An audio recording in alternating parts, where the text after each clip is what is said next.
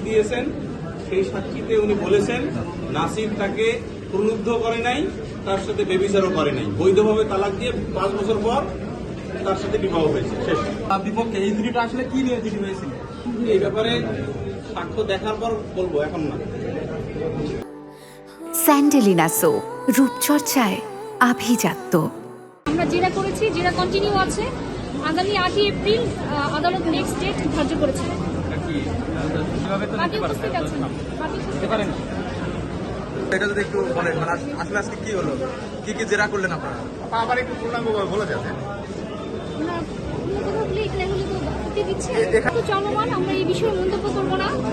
আপনারা জানেন যে সঠিকভাবে ডিভোর্স না দেওয়ার অভিযোগে রাকিব হাসান 2021 সালে মামলা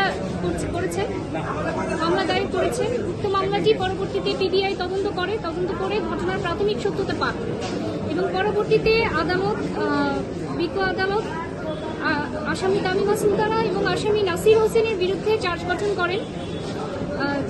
দণ্ডবিধির 494, 495, 468, 471 অর্থাৎ ডিভোর্স না দিয়ে বিয়ে, জাল জালিয়াতি এবং এর সাথে 497, 98 অর্থাৎ অন্যের স্ত্রীকে প্রলুব্ধ করে নিয়ে যাওয়া এবং ব্যভিচারের অভিযোগে চার্জ গঠন করেন এবং মামলাটাতে আমরা 10 জন সাক্ষী দেই।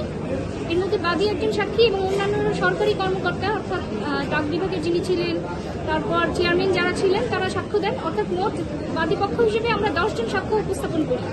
সেই 10 জন সাক্ষ্য জেরা হয় এবং পরবর্তীতে 342-তে তারা নিজেদেরকে নির্দোষ দাবি করে।